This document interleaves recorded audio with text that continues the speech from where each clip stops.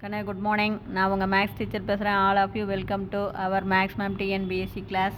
பாருங்கள், இன்றைக்கி நம்ம பார்க்க போகிறது percentage.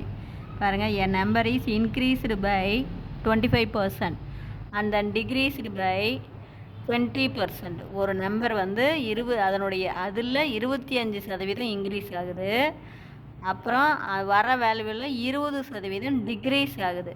Find the percentage change in that number. அப்போ அது சேஞ்ச் ஆகிற பர்சன்டேஜ் எவ்வளவு நல்லா பார்த்துக்கோ. இன்க்ரீஸ் அப்படின்னா ஆட் ஆகும், டிக்ரீஸ் அப்படின்னா குறையும். ஒரு நம்பர் 25% அதிகமாகுது. அப்போ ஒரு நம்பர் வந்து 100ன்னு வச்சுக்கோ, அதில் 25% அதிகமாகுது அப்படின்னா 25 அதிகமாயிரும். அப்போ 125 ஆயிரும். புரிஞ்சுதுக்கா? அந்த 125க்கு 20% குறையும். நல்லா பார்த்துங்க. அப்போ 125க்கு 20% எவ்வளவு குறையும் அப்படின்னு பார்த்து அப்போ நமக்கு பர்சன்டேஜ் என்ன அதுக்கான ஈஸியான பாரு. 25%, 25 இது இன்க்ரீஸ் ஆகிறது. இங்கே -20 அப்படின்னா இது டிக்ரீஸ், அதனால் இது -20 ப்ளஸ் 25 இன்ட்டு -20 டிவைடட் பை 100. இது ஈஸியாக அப்படியே போட்டுடலாம். இது அதிகமாகிற பர்சன்டேஜ், இது குறையிற பர்சன்டேஜ், ப்ளஸ்ஸு அதிகமாகிற பர்சன்டேஜ் இன்ட்டு குறையிற பர்சன்டேஜ் டிவைடட் பை 100. இப்போ பார், 25ல் 20 கழிச்சிட்டா 5. இங்கே பெருக்கு ப்ளஸ் இன்ட்டு மைனஸ் மைனஸ் 25 20 பெருக்குன்னா 500. இதை கிராஸ் மல்டிபிள் பண்ணால் 500 - 500 டிவைடட் பை 100. அப்போ நமக்கு 0%. அப்போ நோ சேஞ்ச், நமக்கு எந்த சேஞ்சுமே வராது. அதாவது 25% அதிகரித்து அதிலிருந்து 20% குறைஞ்சா அதே 100 தான் வரும். No change. புரிஞ்சுதா கண்ணு? சரி, அடுத்த கணக்கு கண்ணா. அடுத்த கணக்கு பாரு. The ratio of boys and girls in the class is 5:3. அதாவது 5 பாகம் பாய்ஸ் இருக்காங்க, 3 பாகம் கேர்ள்ஸ் இருக்காங்க. அப்போ if 16% of boys and 18% of girls failed. அதில் இப்போ 5 பையன் இருக்கான், 3 கேர்ள் இருக்காங்கன்னா எடுத்துக்கோங்க. அப்போ அதில் பசங்களில் 16% பாய்ஸ் வந்து என்ன ஆகிட்டாங்க, ஃபெயில் ஆகிட்டாங்க. கேர்ள்ஸில் 8%, 100க்கு 8ன்னா 3க்கு எவ்வளவு அப்படின்னு போடணும். அதாவது ஃபெயில் ஆகிட்டாங்க இன் என் எக்ஸாம், ஒரு எக்ஸாமில். Then find percentage of passed student.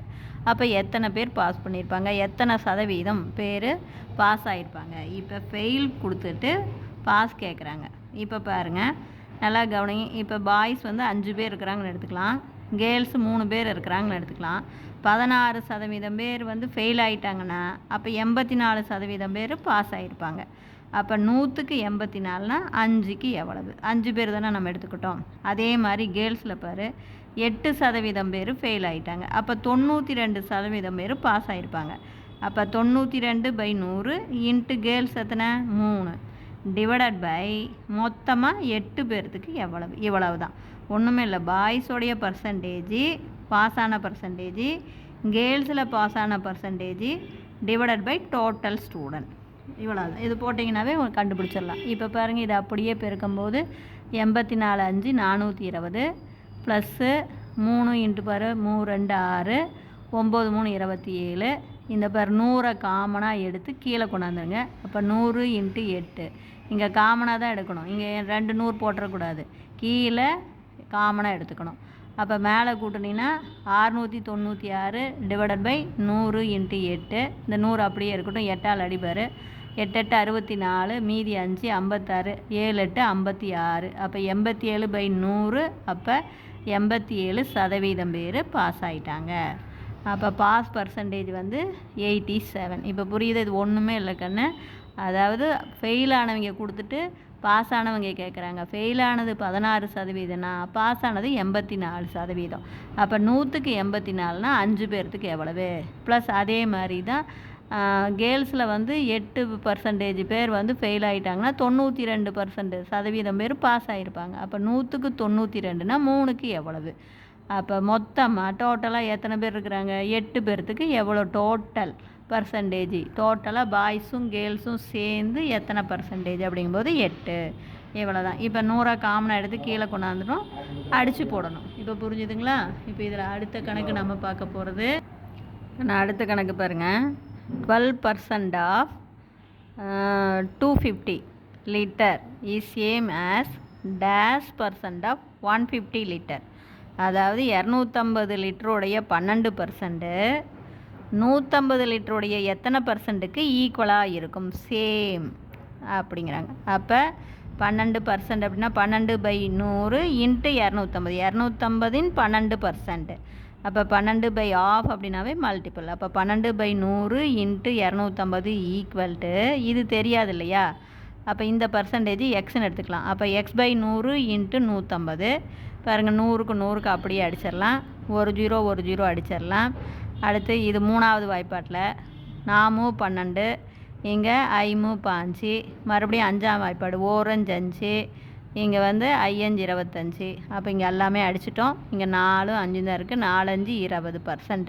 அப்போ எக்ஸ் அப்படிங்கிறது நமக்கு 20%. அப்போ இதில் மீனிங் 12% ஆஃப் 250 லிட்டருக்கும் equal to 20% of 150 litre.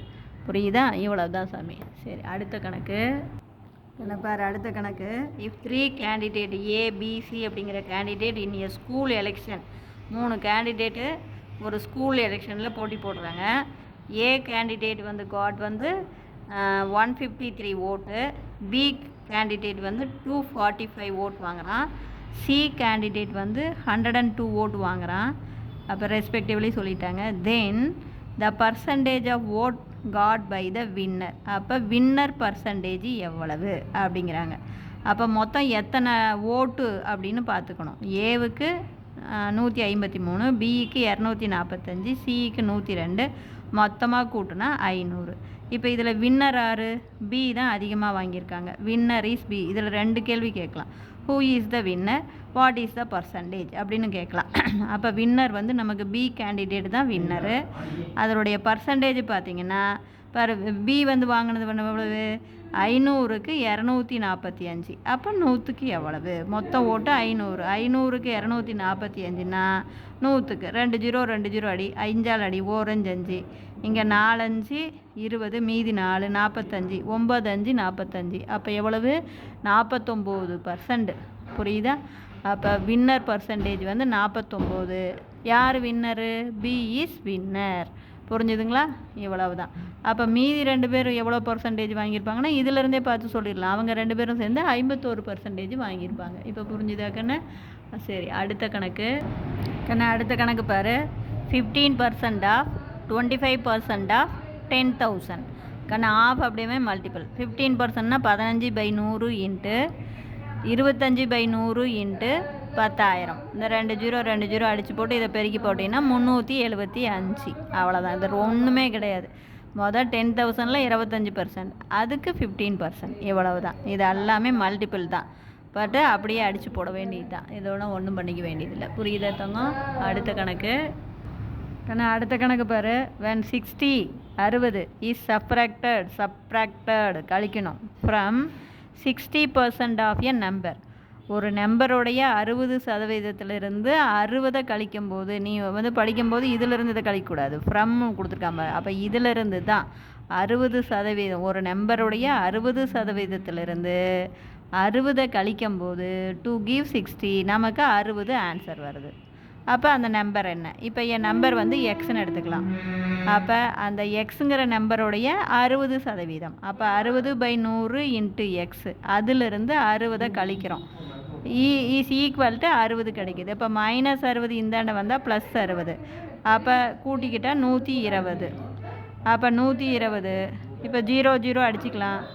166 2 6 are 12. அப்போ இதை போய் இங்கே பெருக்கணும்னா 200. அப்போ எக்ஸ் ஈக்குவல் டு 200. இப்போ புரிஞ்சுதா? Wish you all the best. Thank you.